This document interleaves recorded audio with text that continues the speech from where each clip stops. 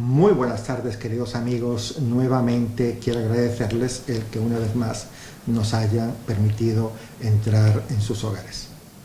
Este programa sale al aire gracias a la cortesía de Cortinas Basilio, la Casa Azul, su espacio de ideas en Totana. Nuestro invitado esta tarde es David Vandres. David, muy buenas tardes, bienvenido. Buenas tardes, un placer estar con usted. Gracias. David es uno de los millones de venezolanos que desde el año 1999, con la llegada de Chávez al poder, se han visto obligados a abandonar su tierra.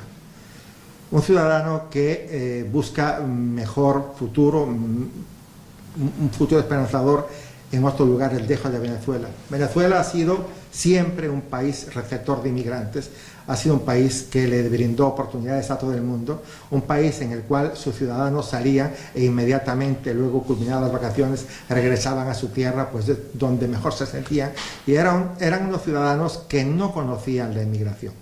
No entendían qué era emigrar del país, no sabían por qué había que emigrar del país.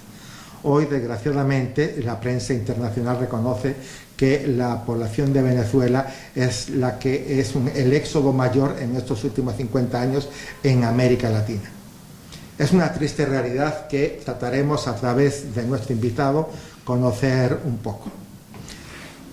David, como te decía antes, te doy la bienvenida aquí, te doy la bienvenida a mi programa.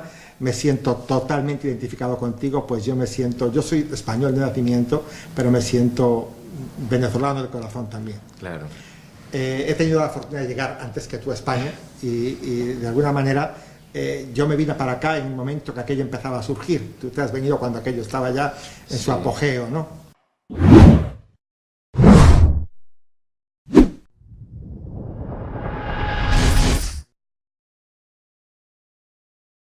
Claro, por obligación. Sí, la situación de verdad nos obligó a mi esposa y a mí a salir del país, a huir de aquella calamidad que están viviendo nuestros paisanos, mis paisanos venezolanos. Quisiera, no sé, de alguna manera empezar la entrevista como contando la realidad de Venezuela a través de mi historia, de mi vivencia, de mi experiencia. Antes de contar la historia, me gustaría saber en qué condición legal te encuentras en este momento aquí en España. Estoy como solicitante de asilo. Ahorita tenemos un documento provisional que hace constar que estamos en la tramitación de asilo político.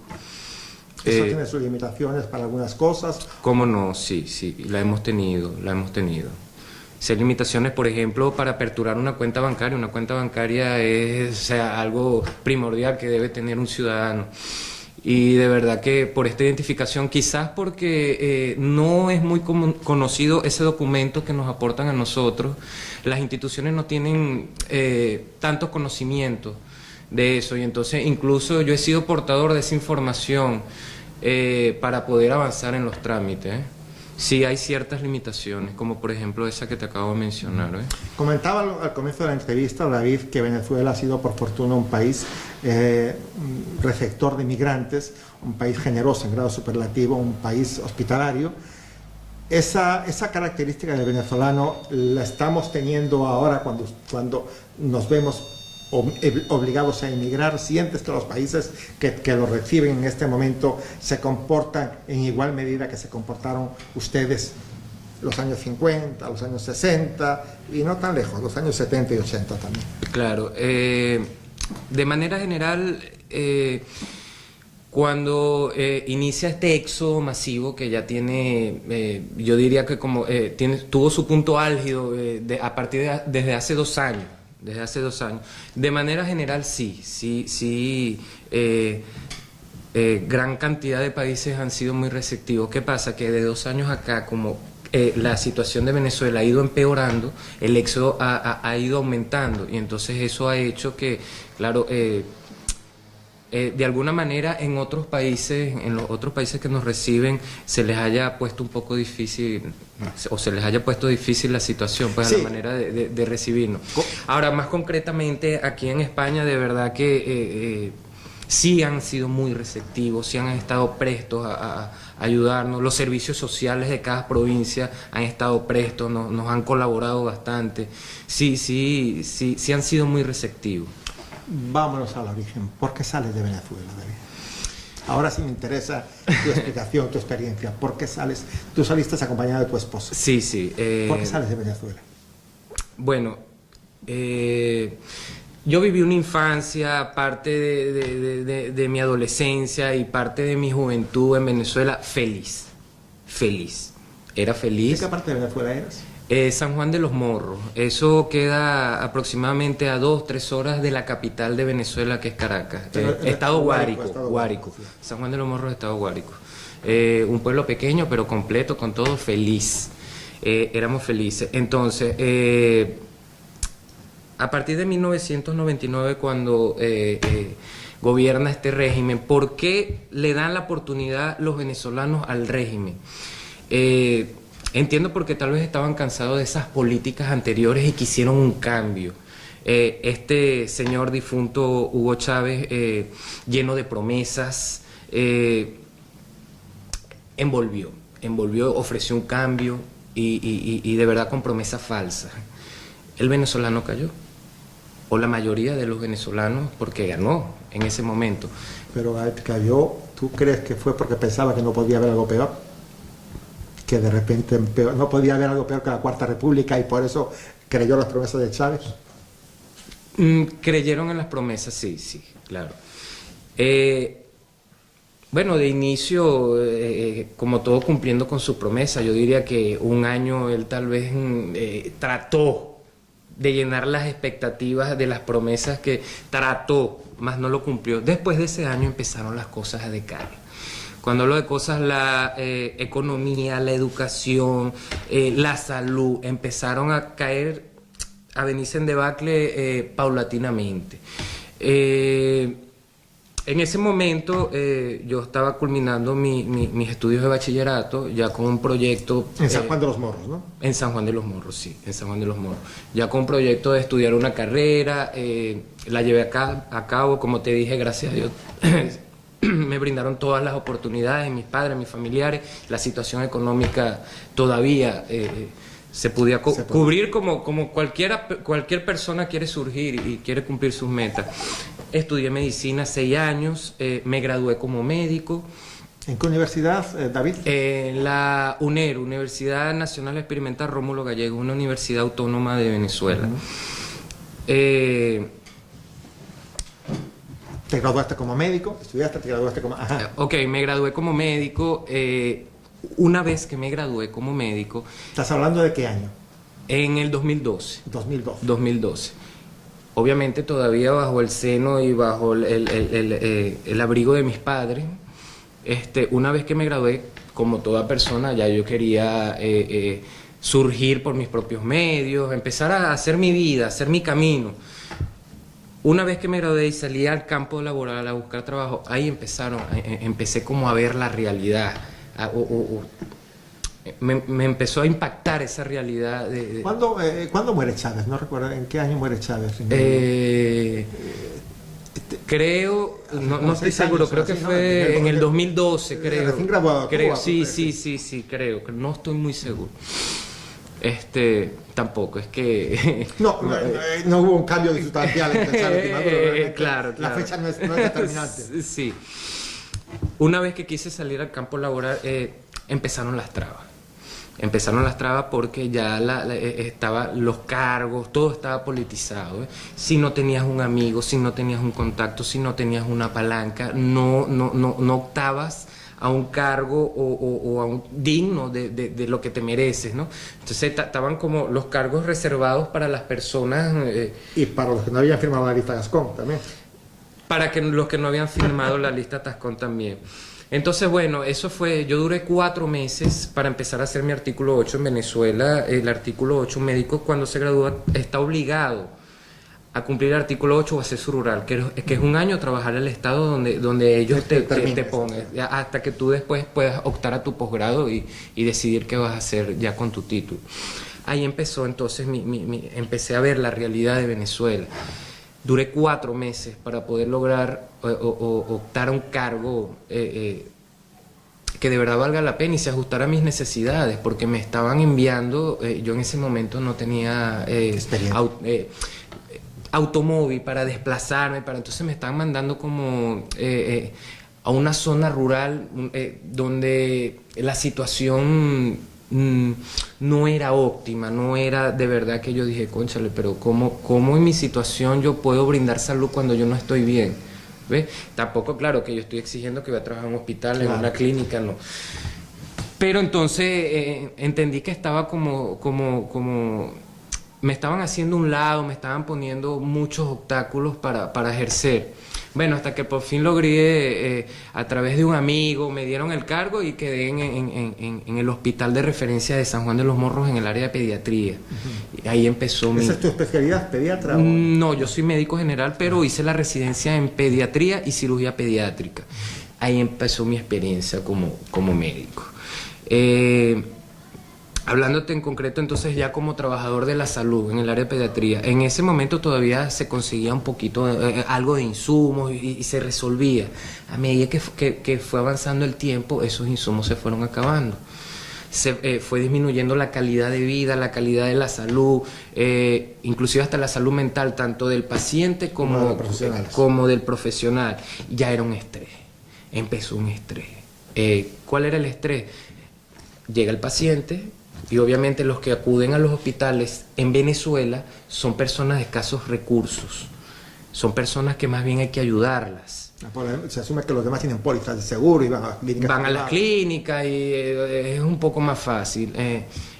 Los mismos médicos que te ven en el hospital son los que te ven en la clínica, solamente que los recursos en el hospital son gratis o son dados por el gobierno. Bueno, todo eso empezó a escasear. ¿Cómo no? Entonces ahí empezaron a venir también esos problemas con los pacientes. ¿Qué hacía yo entonces? Yo tenía un amigo en el almacén del hospital que cuando llegaban los insumos, yo los buscaba. Yo buscaba los del servicio de cirugía pediátrica y trataba de los guardaba porque sabía que cuando iba a mis guardias, yo no iba a las 2, 3 de la mañana a enviar a un paciente o a la madre de un paciente a caminar a una farmacia de turno a las tantas de la madrugada, a la tal hora de la madrugada, con la delincuencia que hay y sin dinero. Y entonces yo entendí esa situación y siempre tenía mis reservas. Esa es la parte como profesional, viendo eso que estaba sucediendo. Ahora, en mi parte como persona, cada vez se me hacía más difícil llegar a mi sitio de trabajo, al hospital, por la inseguridad. Todo Cuando te refieres a inseguridad, David, ¿a qué te estás refiriendo? Por ejemplo, dime una experiencia que pudiera surgir ahí. O sea, tú te ibas de tu casa a tu sitio de trabajo y cuando hablas de inseguridad, ¿a qué te refieres? Había personas en todas las zonas, pero se veían mucho también por alrededor del hospital,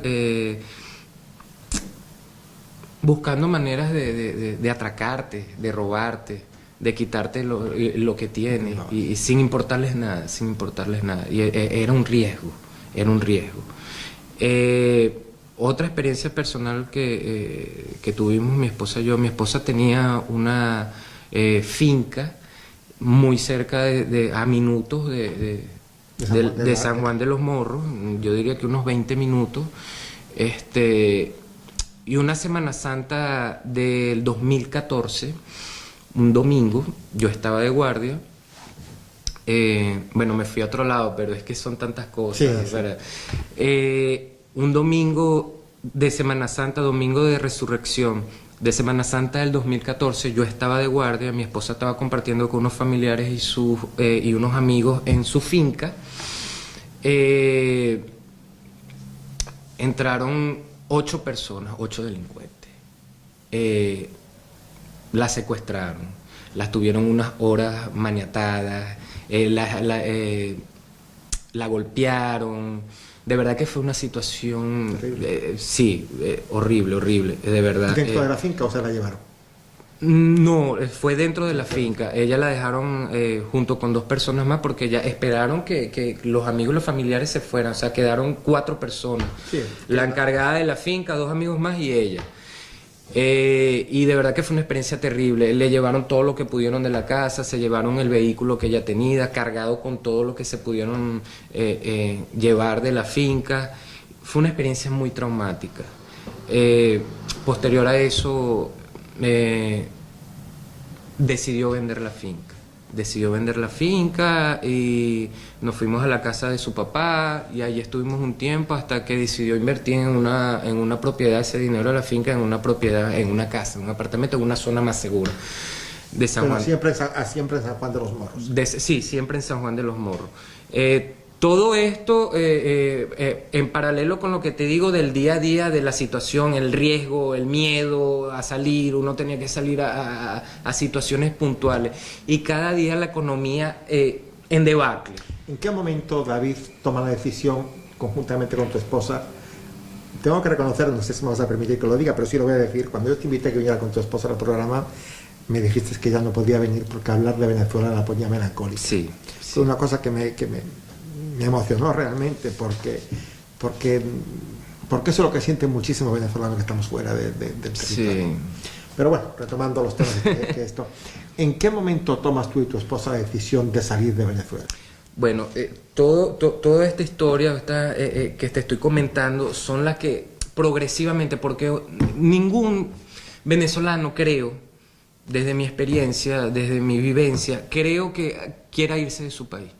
Como te lo comenté al principio, éramos felices, éramos plenos, queríamos seguir viviendo en Venezuela, en nuestro país. Yo creo que ninguna persona de donde están sus raíces y sus orígenes quiere emigrar, es obligado. Entonces toda esta historia que te estoy contando es la que progresivamente nos obligó a emigrar, ¿ves? Todas estas situaciones. Y a medida de estas experiencias, lo del atraco en la finca, lo de la situación en el sitio del trabajo, en donde tú vas a las compras y cada día las cosas están más costosas, cada vez el dinero te rinde menos, pones en riesgo todos los bienes materiales que tú has adquirido con sacrificio. Entonces tomamos la decisión el año pasado, en el mes de octubre. O sea, que llevas escasamente un año en España. Sí, todavía no, todavía. Días para cumplir el año. Porque tratando de resguardar las cosas que no nos lograron quitar los delincuentes en Venezuela. Ahora las personas se preguntarán, ¿por qué esa deficiencia en la salud, en la economía, en la educación? ¿Por qué tanta delincuencia? Malas políticas que nos llevan a todo esto. El gobierno no se ocupa Hablaremos un poquito de esas malas políticas, pero ahora me interesa ubicarte en España. ¿Por qué toma la decisión, David, de venirse para España y no irse? Ok, ¿por qué concretamente en España? Sí, porque no te vas a Sudamérica, que de alguna manera el desplazamiento era más corto, estabas entre hermanos allá, o ¿por qué no a Estados Unidos? ¿Por qué decidiste atravesar el Atlántico? Bueno, Estados Unidos, no te creas que lo tuvimos pensando porque tenemos visa americana y lo tuvimos pensando. No, fue un abanico de opciones. Okay. ¿Cómo fuimos descartando a dónde? Bueno, en principio, porque acá en España mi esposa tiene familiares, están sus hermanos, que también emigraron por las mismas situaciones y ya ellos, como tenían un camino andado, se lo facilitaban. Claro, nos ayudaron. Tuvimos donde llegar, y aparte de eso también que las oportunidades para mi profesión, de cierta manera hay convenios con Venezuela que todavía existen, gracias a Dios, donde sé que puedo desarrollarme profesionalmente acá, ¿ves? ¿Tienes cómo lograr el título o hay convenios? Sí, nosotros salimos de Venezuela el 22 de noviembre del 2017, llegamos acá a España el 23, al día siguiente. Y yo en enero empecé las gestiones de la homologación. Eso tarda entre 6 meses y 1 año y medio. Entonces estamos en espera de... Lo tienes en camino, Sí, claro, eso ya está en el Ministerio de Educación. No, ella es comerciante, ella es comerciante, sí. Te pregunto, llegaste a España, ¿conocías España? No. ¿Qué te pareció? ¿Qué te parece España? ¿Era lo que te esperabas? ¿Era lo que tus hermanos o cuñados te contaban? ¿Era lo que tú soñabas o es diferente a lo que tú esperabas? Bueno, hablándote de la belleza del... Bueno, bellísimo, bellísimo. Unos paisajes bellos, las personas cálidas, de verdad, son personas acogedoras, personas que entienden la situación de Venezuela. A veces hasta sentimentales se ponen cuando uno les cuenta la situación de Venezuela. Y les parece hasta increíble, porque... Bueno, nos parece increíble a nosotros que lo conocemos. Bueno, si te parece increíble a ti y a mí que la hemos vivido, no le va a parecer increíble a... No, pero de verdad que bella su cultura, su comida, sus paisajes, las personas muy cálidas, muy humanitarias, muy dadas. De verdad... me parece muy bonito, muy... Sí era parte de lo que esperaba, sí, de verdad que estoy... En el aspecto laboral, estás homologando el título, ¿se te dificulta llevar adelante el día a día? Porque veo que al no tener tu acreditación médica... Claro. La condición que tienes políticamente en España te permite, no sé si me lo comentaste, ¿te permite trabajar de alguna manera o no? Bueno, empezar de cero no es fácil. Y estoy seguro que no es nada más aquí en España, es en cualquier parte del mundo. Para cualquier persona empezar de cero no es fácil. Nosotros llegamos aquí, iniciamos la tramitación del asilo político. Bueno, ¿por qué el asilo político? También el papá de mi esposa tiene un historial en la política Él era dirigente de oposición, sí, ¿no? dirigente. Que viene siendo el equivalente aquí al Partido Socialista. Sí, al Partido Socialista, la Acción Democrática. ¿Al Partido Socialista? Sí, porque el PP vendría siendo el equivalente a COPEI prácticamente, sí. a la social cristiana, y a la socialdemocracia vendría siendo... Sí. Lo que pasa es que allá ahora parece que, o sea, izquierda y derecha. Entonces, dentro de la derecha entra ese Partido de Acción Democrática actualmente. Actualmente entran dentro de los partidos de derecha. Claro, ahora cualquier cosa que sea diferente a Chávez es de derecha, claro. Entonces, tu suegro, que tenía cierta relación política en Venezuela y de alguna manera se vino para acá. Claro, quiero irme un poco más atrás porque son tantas cosas y tantas vivencias que se me escapan en tan corto tiempo. Entonces, el papá de mi esposa como dirigente político, mi esposa también estuvo involucrada con su padre en manejo de Acción Democrática y él como dirigente en el sector campesino de Acción Democrática. Decía don Rómulo Betancourt, perdón que te robo un momentico, David, decía don Rómulo Betancourt que la DECO nace, no se hace. Así es. Continúa, nosotros, como te comenté, que luego que se vendió la finca y nos fuimos a la casa del papá, también sufrimos ciertos eventos en esa casa donde entraron delincuentes y nos robaron.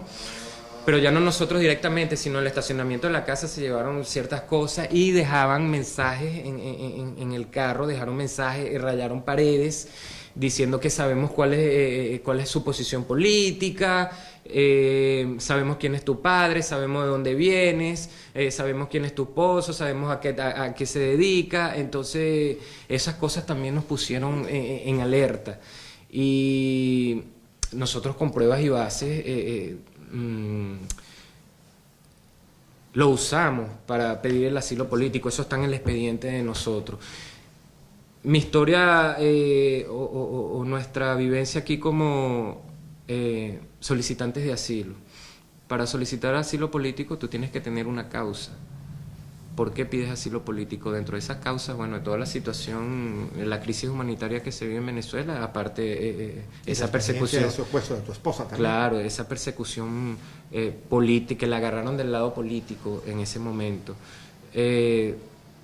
Cuando solicitamos asilo, vamos a una entrevista, se entregan todas las pruebas, y nos admiten a trámite. O sea, estamos en trámite.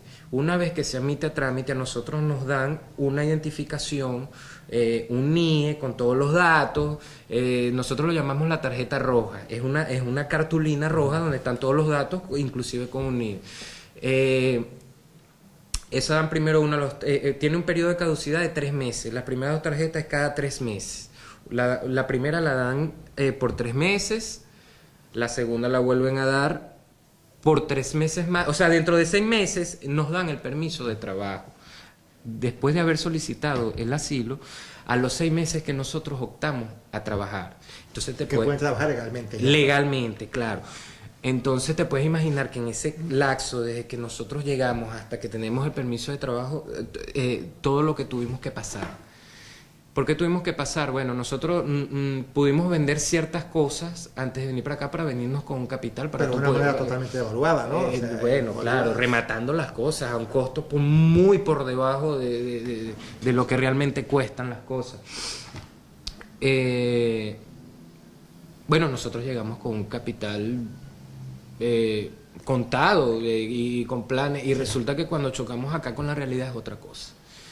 Sin permiso de trabajo, cuando tu estatus legal no es no te permite trabajar, no te permite producir. Mira, es difícil, es difícil. Nosotros hemos pasado por unos momentos y unas situaciones que de verdad no son fáciles. Ustedes, te pregunto una cosa que está muy relacionada con lo hacia donde viene encaminada Venezuela. Ustedes cuando ustedes empezaron a ver a Chávez que hacía esas expropiaciones, ¿qué pensaron que podía pasar? ¿Que era una cuestión normal? ¿Que era una cuestión extremadamente peligrosa? ¿Qué opinaban ustedes? Porque ustedes lo han vivido. O sea, claro. Una cosa es verlo desde afuera. Cónchale, que Chávez expropió tal. Pero ustedes como ciudadanos de allá veían que expropió la agrícola tal, el terreno no sé cuánto. ¿Qué pensaron de todo eso? Porque bueno, él lo hacía impunemente. Además, él lo hacía sin tituleo. Claro. O sea, ¿qué pensaron ustedes, David? De inicio nosotros se escuchaban las noticias y él lo advertía. Salía en la televisión. Claro, expropienme aquello. Nosotros, se reían. Sí, decíamos, eso es mentira. Que eso no va, nosotros no somos Cuba. Nosotros no vamos a llevar la dictadura de Cuba. Y resulta que venía pasando. ¿Qué pasa? Cuando le ponen las manos al gobierno a todas esas industrias productoras que tú dices, se vinieron al piso, se vinieron a debacle. Les puso la mano y bueno, las destrozó. Y nosotros no lo creíamos. Y mira dónde llegamos. Mira, se estima que para final de este año 2018 cerramos con una hiperinflación de 1.000.000%. O sea, eso es algo histórico. Es algo histórico, cerrar con una inflación de 1.000.000%, o sea... de manera conservadora. De manera conservadora. Te pregunto, y aquí, seguro que a cada uno que le pregunte la versión puede ser muy diferente. A tu juicio, David, ¿por qué crees que llegó Chávez al poder? Dame tu opinión personal, vamos a ver qué es la tuya, porque cada quien tendrá la suya. A tu juicio, ¿dónde estuvo la falla para que el chavismo llegara a Venezuela y se quedara? Tal vez porque los partidos de oposición en aquel momento cada quien tenía una idea, tenía una proposición que no convencieron, no llegaron, no supieron metérsele al venezolano con una propuesta clara, una propuesta... ¿Y Chávez la tenía? No sé si la propuesta estaba clara, no es que no sé, no estaba nada clara la propuesta, pero vino como con una política diferente a la que ya se venía manejando. ¿No sientes tú que en ese momento el venezolano quería escuchar eso, aún a pesar de que sabía que no se iba a cumplir, que necesitaba creer esas mentiras? Exactamente. El venezolano como que creyó en esas mentiras, creyó en las mentiras, por eso Chávez llegó al poder. Y junto con Chávez llegó la constitución, la reforma constitucional del difunto dictador ese, que de verdad que ha sido también... Lo primero que hizo fue pedir un referéndum. ¿Te acuerdas? Claro. Que fue eso fue el punto de inflexión realmente del chavismo. La gente le concedió un referéndum donde decía que si a los 2 años él no tenía una buena gestión, claro, el pueblo podía revocarlo. ¡Ah! Más valiera que no, porque ahí empezó con la mentira para perpetuarse en el poder. Y así vinieron las reformas constitucionales. Mucha gente hoy en Europa y en América se pregunta, bueno, ¿por qué siendo el régimen que tenemos ahora, el régimen de Maduro, un régimen tan nefasto, tan tan criminal, tan terrible, el pueblo no se rebela. Ha habido legalmente cientos de muertes, de manera irregular, sumarial, miles, se sabrá algún día, no lo sé. Te hago esta pregunta porque yo una vez se la hice a una persona venezolana, le preguntaba, bueno, fulano, ¿por qué razón el pueblo aguanta y aguanta y aguanta y aguanta lo que está sucediendo con él? Y me dijo una cosa que me estremeció. Me dijo, Manuel, lo que en Venezuela queda para enfrentarse al chavismo son niños, viejos, enfermos y delincuentes. Actualmente. No, y de esos 4 sectores, todos están débiles y muertos de hambre. Totalmente. Entonces te pregunto a ti, ¿qué esperanza tenemos, David, para levantar el país de esta situación que tenemos? Mira, ya está demostrado que nosotros agotamos los caminos electorales, los caminos pacíficos, los caminos democráticos. Fracasamos, ya los transitamos, ya todos esos caminos están transitados. Por supuesto que hubo grupos de estudiantes, grupos de personas cansadas de esto, salieron a la calle a manifestar toda esa crisis que vivimos. ¿Y qué sucedió? Como sucedió con Nicaragua hace unos meses atrás, salen todos manifiestos y los reprimen, los matan, los asesinan, los encarcelan, los amordazan. Y eso fue lo que sucedió. Y el pueblo, claro... ¿Qué significa un pueblo desarmado, desnutrido, como lo acabas de mencionar, enfermo, estresado mentalmente, contra una narcodictadura armada? ¿Quién puede con eso? Estos son unos tiranos armados. Nosotros somos un pueblo solamente con ideales, con ganas de cambio, con ganas de surgir. ¿Cómo tú combates? Y con muchos muertos puestos. Claro, ¿cómo combates eso con una dictadura armada? ¿Cómo se puede combatir eso? Realmente...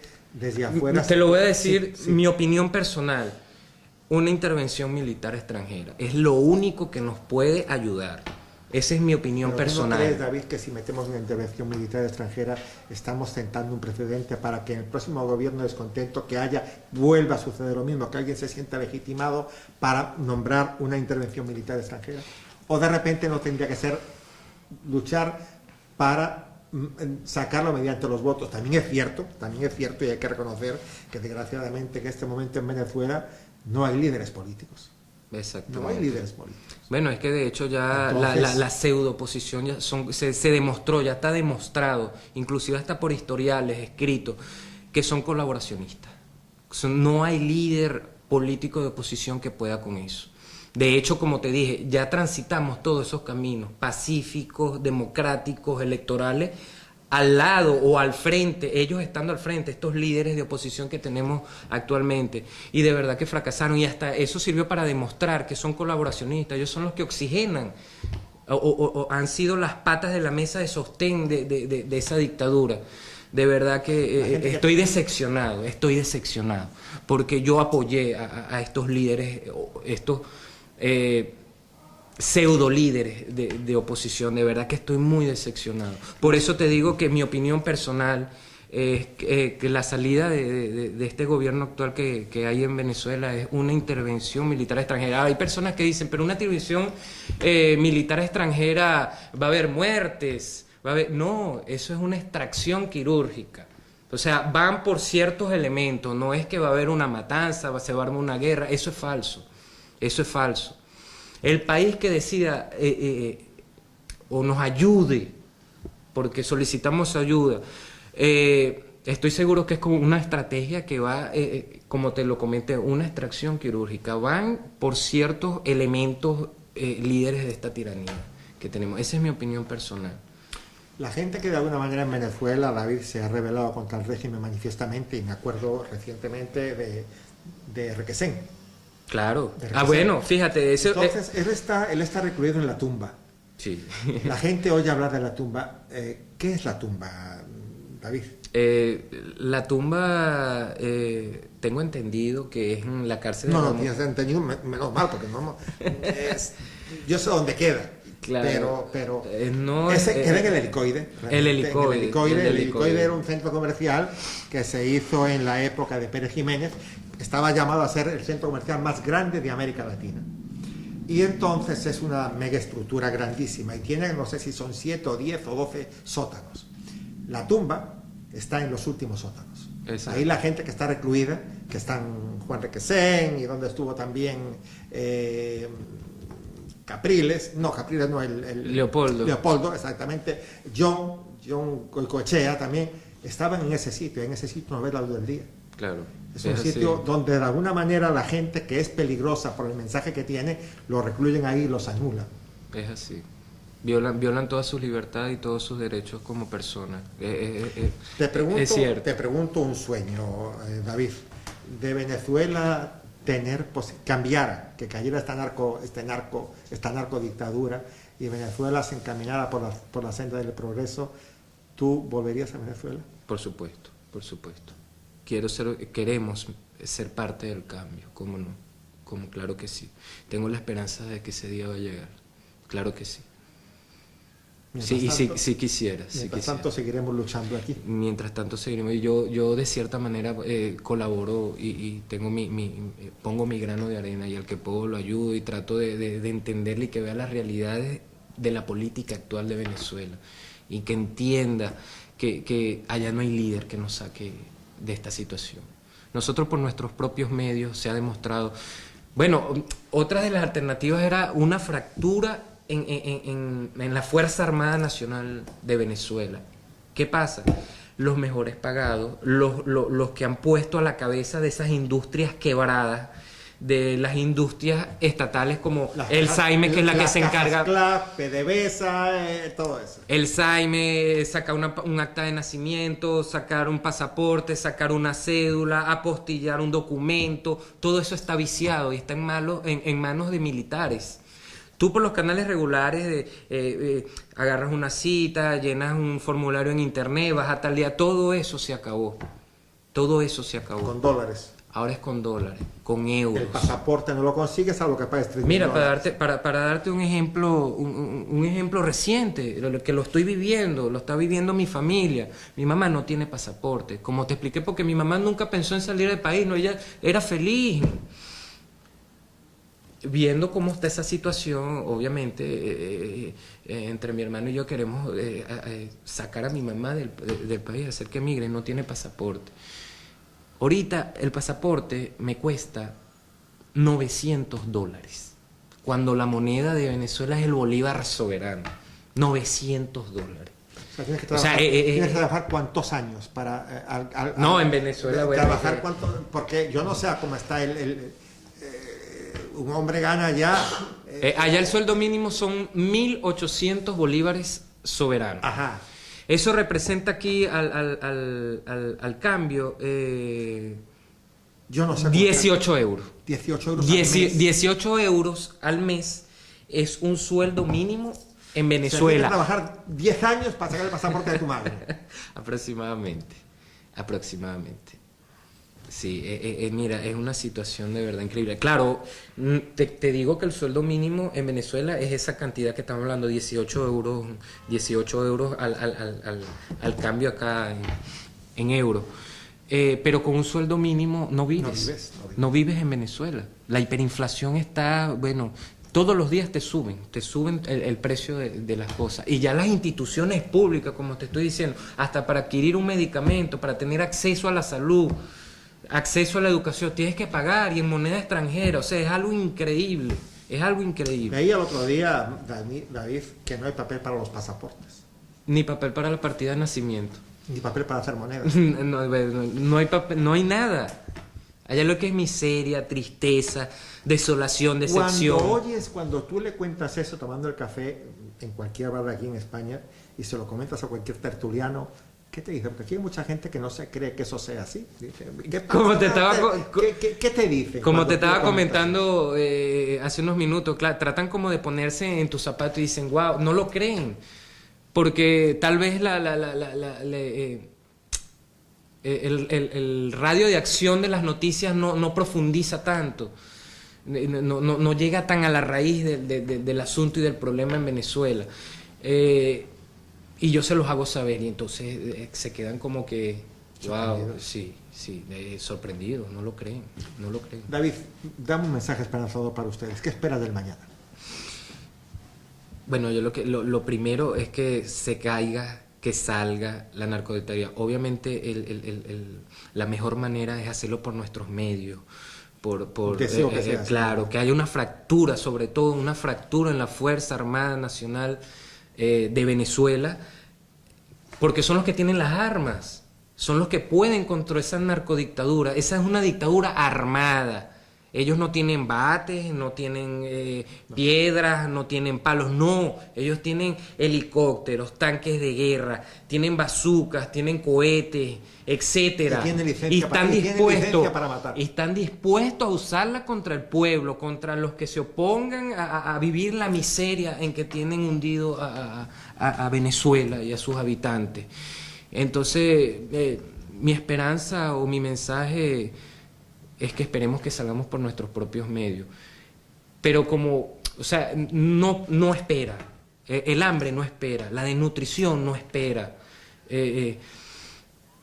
Estamos desesperados por salir de esto. Entonces, ya en vista de que la Fuerza Nacional Bolivariana inclusive es alimentada por este narcorrégimen, ellos les interesa, ellos ganan en moneda extranjera. El gobierno los tiene a su lado. Ellos son los que gozan de todos los privilegios y beneficios. El problema que yo le veo a esto, no sé si compartes conmigo, y tú como médico debes saberlo mejor que yo, David, que una población desnutrida, cuando tú a un niño pequeño le quitas la leche, le quitas las proteínas, le quitas los minerales, porque no tienes comida, estás teniendo una población a la vuelta de 20 años totalmente tarada. Claro. Una población tarada, pero tarada literalmente. Totalmente. Entonces, un niño desnutrido, un niño con hambre, ¿cómo? A la vuelta de 20 años, ¿qué población se va a enfrentar a un régimen comunista como el que hay ahí? No hay, porque hay gente que... Es lo que te estoy diciendo. Entonces, la Fuerza Armada Nacional oxigena a la tiranía, al tirano. La pseudo-oposición alimenta al tirano. El pueblo con hambre, desnutrido, enfermo, decepcionado. ¿Cómo enfrentamos a eso? Entonces por eso es que también digo y veo que la salida más cercana que tenemos es una intervención militar extranjera. No me gustaría que fuera eso. A mí tampoco me gustaría, pero si eso sucediera, yo ese día sentiría un profundo dolor, porque estaríamos sentando un precedente terrible. Pero Manuel, entiendo que no estés de acuerdo y muchas personas no estarán de acuerdo conmigo, pero es que como te lo digo, ya hemos transitado todos los caminos, pacífico, democrático y electoral, y no es la salida, no es, ya vimos que fracasamos, no vamos a volver a caer en votaciones, en un sistema electoral que está viciado, ya eso está comprobado, que el Centro Nacional Electoral de Venezuela, que es el conteo, está viciado. Entonces, ¿cuándo vamos a ganar? ¿Cuándo vamos a salir de esto? Entonces eso es lo que yo quiero que la población, o que de cierta manera me entiendan, que la salida es esta y no podemos seguir esperando. ¿Qué más vamos a esperar? Que seguir muriéndonos de hambre, que nos sigan quitando nuestro futuro. No es justo. Lo triste de esto, David, es que la gente que medianamente podía encauzar esto, porque era la gente preparada para hacerlo, está toda la gente está afuera. Claro. Lo que es la riqueza del país se ha ido. Médicos, abogados profesionales, médicos, abogados, ingenieros, gente trabajadora, se ha ido todo. Entonces, ¿quién levanta ese país? Por eso te digo, mira, la oposición en el exterior, que de alguna manera haga... De verdad que es así. No, es que tiene que nacer una nueva república. Incluso me atrevo a decir, y bueno, mucha gente quizás dirá, David está loco, inclusive hasta una nueva constitución. Tenemos que sanear la política en Venezuela. Pero si la constitución de 61 era buenísima, fue Chávez quien envileció. A mí la constitución de Venezuela me parecía interesante, que no se cumplía, como pasa en muchas constituciones del mundo, que no se cumple, pero realmente yo creo que la constitución de Venezuela era buena hasta que llegó Chávez y la quiso hacer mejor, y la hizo peor. Exacto, entonces ese es mi mensaje, esperemos que cambiemos, esperemos que... Me da muchísimo, David, tenerte aquí. Deseo de corazón que te salga la homologación del título pronto, que sí, puedas seguro que es así. Que puedas echar para adelante a tu familia aquí y ayudar a la que está allá, que tu madre venga pronto para acá, que no hay que esperar 9 años para sacar el pasaporte, que lo puedas sacar, y de verdad que Venezuela se componga. Yo aquí, mis micrófonos están a la orden para lo que haga falta. Siempre, ¿no? Yo me siento una persona profundamente agradecida de Venezuela. Claro. Me brindó muchísimas cosas, Claro, muchísimas cosas me brindó Venezuela, y yo siento un profundo amor por ese país, profundísimo amor por ese país, y por todos ellos. Claro.